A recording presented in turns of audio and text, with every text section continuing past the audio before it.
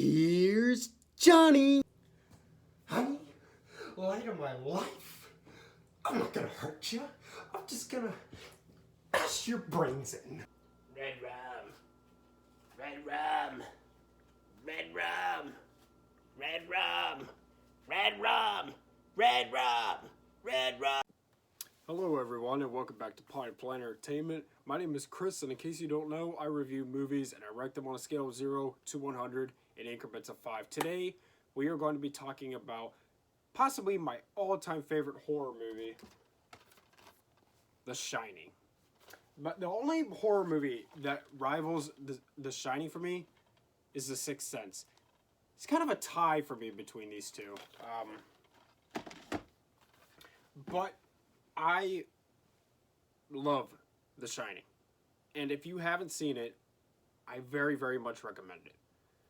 The Shining came out in 1980, and it kind of took the world by storm. Nobody really knew exactly what to think of The Shining when it first came out. It was met with mixed reactions. It was even nominated for some Razzie Awards. But now, when you look at The Shining, everybody loves it. Like, there's not many people out there who hate this movie now. Like, it really aged like a fine wine. And it's inspired filmmakers in so many ways, just like movies like Jaws and Raiders of the Lost Ark inspired people to fall in love with filmmaking like those movies did for me. This movie did that for a lot of people as well. It's really, really had a big cultural impact on all of us. This movie really is something. It's a really respectable movie. And before I get into it, I do want to warn you that I will be discussing spoilers in this review. If you have not seen The Shining, I recommend clicking away and going to see that movie and then coming back to this because it's pretty cool when you first experience it for the first time. So yeah, I do recommend watching the movie first before you watch this review. But let's get into it. So The Shining came out in 1980, and it stars Jack Nicholson, Shelley Duvall, Danny Lloyd, and Scatman Crothers. It was directed by Stanley Kubrick, and it was produced by John Harlan. And this movie tells the story of a writer who takes on the responsibility of being a groundskeeper for a hotel in Colorado for the winter. And he takes his family up there with him, and he just wants to use it as an opportunity to be secluded, isolated, so that he can concentrate on his work. And he takes his wife and his son, who's very, very young, probably like first grade maybe, or like really, really young son, with him to spend 5 months with him at this hotel so he can concentrate on his writing, while he also gets paid to take care of the hotel and watch over it while it is closed for those months. It's called the Overlook Hotel. And as he's there, things start getting really creepy. Jack Nicholson begins to act really aggressively. He gets more angry, and he's having a hard time writing. And his son is discovering through the cook there that he has these powers called Shining. And Scatman Crothers helps him to sort of understand what these powers are. And it is based on a Stephen King book. And Stephen King actually famously does not like this movie. And I think it's because they changed a lot from this movie. Because, like I said, it is based on a Stephen King book. And they changed a lot for this movie. A lot. And I think that's why he doesn't like it. But I'm glad they did. I've never read the book. I'm sure the book is great. I mean, he's like one of the greatest writers of all time. But I really wouldn't change a thing about this movie. It's pretty amazing. For one thing, the cinematography is amazing. This movie is probably my favorite example of perfect cinematography. I love the constant use of tracking shots in this movie.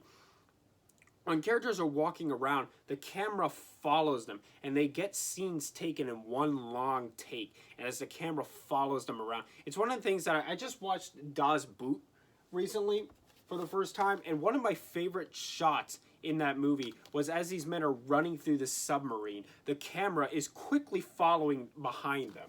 It's really impressive how they managed to do that, how to run through the submarine and follow them, getting all these men running through the submarine in one shot. This movie capitalizes on that sort of thing a lot. It's constant one take tracking shots, and it's beautiful. The opening shot of this movie, as they're getting this shot over the water with this little island in it, right next to the mountains, and the car is driving up the mountains, and the camera moves in, it swoops. It's amazing. It's some of the best cinematography I've ever seen. The performances are great. A lot of people do not think the people who acted in this movie were very good. Shelley Duvall got nominated for a Razzie. A lot of people think Jack Nicholson sucked, but really, these are some of the best performances of all time. What's the name of the kid? Danny Lloyd. He gives one of the best child performances of all time in this. Like, he's right up there with The Sixth Sense, with crap, what's his name? With the little kid in this movie, I can't remember his name right off the top of my head.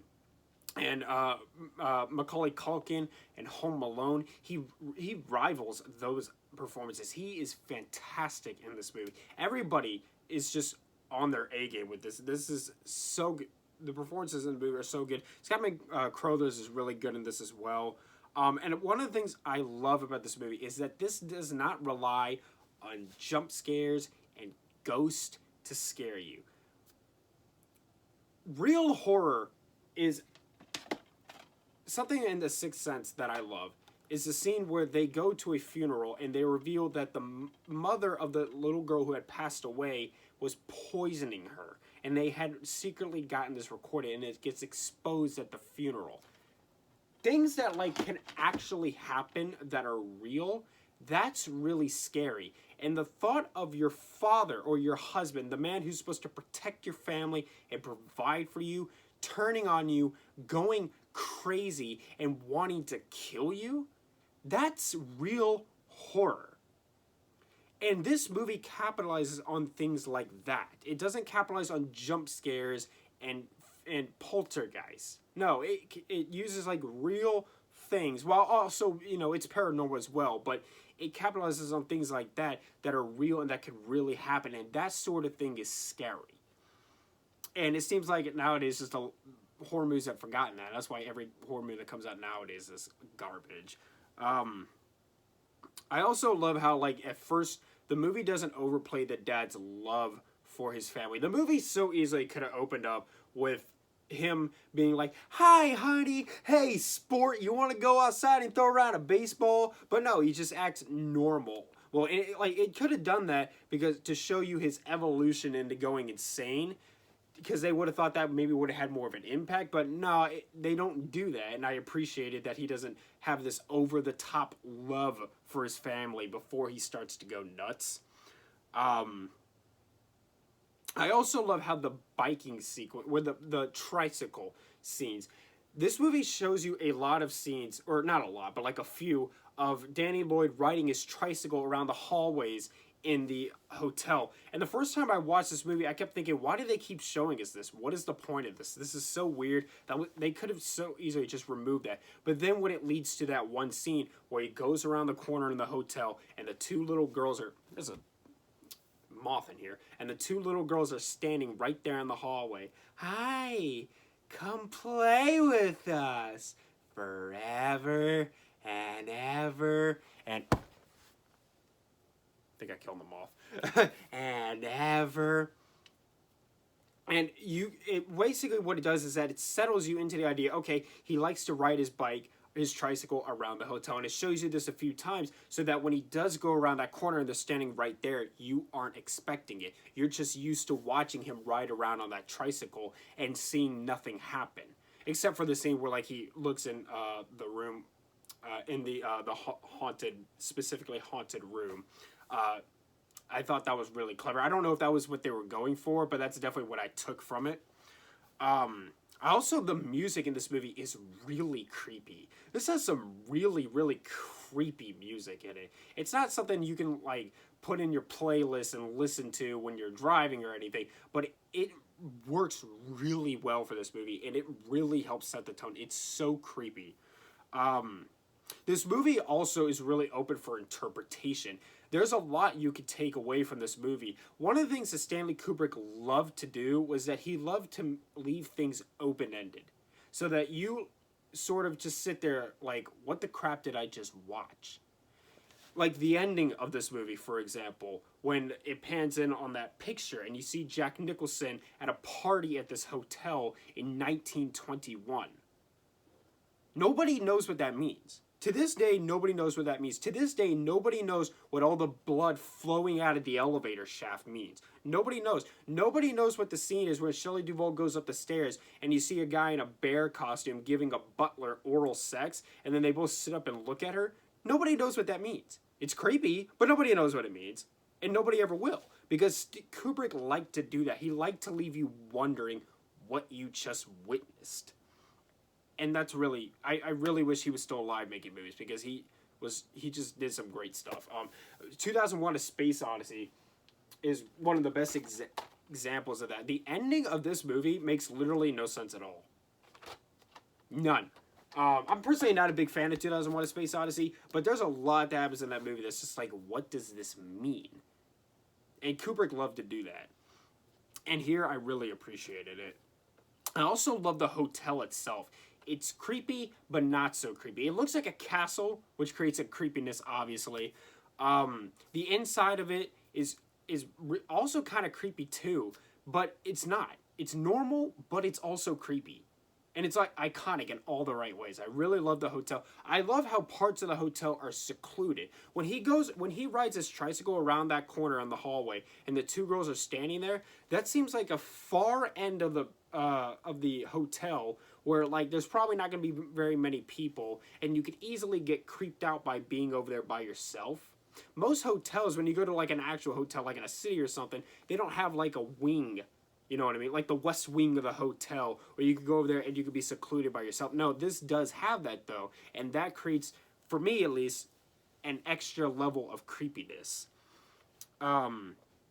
This movie is also very quotable. There's a lot of iconic lines that come from this movie, and the opening videos that I did a couple of my favorites. I reenacted a couple of my favorites for you. I also love Jack Nicholson's delusions. The scenes where he's sitting at the bar and he's talking to the bartender, but he's not actually there. It's the hotel messing with his mind, and he's sitting there having a bourbon, and then the waiter bumps into him, and he has this really creepy conversation with the waiter, and he realizes that the waiter is actually the guy who had murdered the family there 10 years prior, and which is pretty much the reason why the hotel is haunted. And then he tells him like he should punish his family. All of his delusions that he has are really creepy. Like, he just walks into this ballroom, and then there's a 1920s party going on.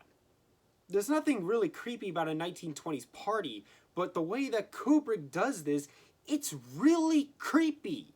He's just sitting at the bar talking to a bartender. There's nothing really creepy about that, but the way this movie does it, it's really, really creepy. This whole movie has just a creepy undertone that just rides all the way through it. This is one of the creepiest movies I've ever seen, and it's just so perfect in that way. I also love when Shelley Duvall finally looks at what Jack Nicholson had been typing all that time, and it just says the same thing over and over again. Too much work and no play makes Jack a dull boy. And he has typed that over and over and over, and even in different ways on all this giant stack of paper. He's just typed that over and over and over. And she walks up to it and she sees that, and she flips through them, and she starts flipping through them faster and faster and faster and faster. That right there is creepier and scarier than anything with any ghost, any jump scare I've ever seen in any horror movie. That is scary. I also love how this movie stays grounded, despite the fact that Jack Nicholson is given a really over-the-top performance. He's really over-the-top throughout this whole movie, but the movie still stays grounded, and it still feels real, which is really good filmmaking. So that's you got to give Kubrick and the writers that. That's a really, really good job on their behalf. One of the most iconic scenes from this movie is when Shelley Duvall is swinging the bat at Jack Nicholson as he's walking up the stairs, and he's going at her. They had filmed that scene like over 100 times, because I guess Kubrick was a perfection artist. I think they filmed it like 118 times or something like that. You can drop the exact number in the comments if you want.